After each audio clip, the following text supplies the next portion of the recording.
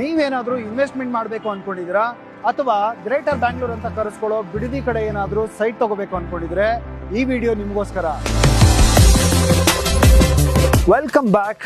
ನಾನು Orion groups ನ ಮತ್ತೊಂದು ಹೊಸ ಪ್ರಾಜೆಕ್ಟ್ ಜೊತೆ ಇವತ್ತು ನಿಮ್ ಜೊತೆ ಬಂದಿದ್ದೀನಿ. Orion signature valley.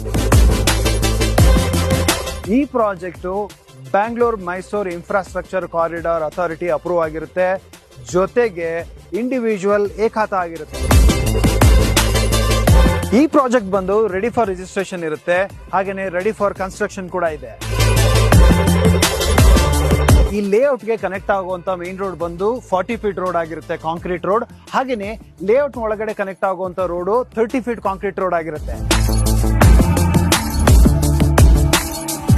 ಅಮ್ಯುನಿಟೀಸ್ ಬೇಕು ಅಂದ್ರೆ ಲಿವಿಂಗ್ ಬೇಕಾಗಿರುವಂತ ಎಲ್ಲ ಅಮ್ಯುನಿಟೀಸ್ ಗಳು ರೆಡಿ ಇದೆ. ಎಲೆಕ್ಟ್ರಿಸಿಟಿ ನೋಡಬಹುದು, ಸೀವೇಜ್ ಇರಬಹುದು, ಅಂಡರ್ ಗ್ರೌಂಡ್ ಡ್ರೈನೇಜ್ ಇರಬಹುದು, ಹಾಗೆ ವಾಟರ್ ಕನೆಕ್ಟಿವಿಟಿ ಕೂಡ ಇದೆ.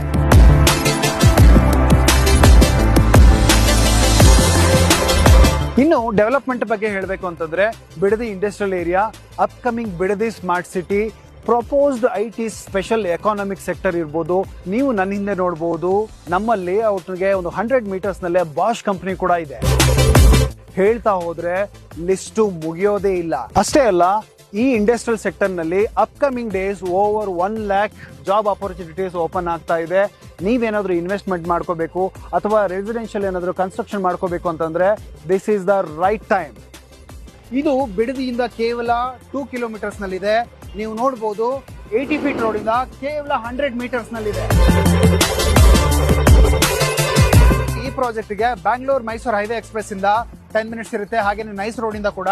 ಜೊತೆಗೆ ಕೆಂಗೇರಿ ಮೆಟ್ರೋ ಸ್ಟೇಷನ್ ಇರ್ಬೋದು, ಮೆಟ್ರೋ ಫೇಸ್ 2 ಇರ್ಬೋದು, ಹಾಗೇನೆ ರಾಜರಾಜೇಶ್ವರಿ ಕಾಲೇಜಿಂದ ಕೂಡ ನಿಮ್ಗೆ ಕೇವಲ 25 ಮಿನಿಟ್ಸ್ ಡ್ರೈವ್ ಇರುತ್ತೆ.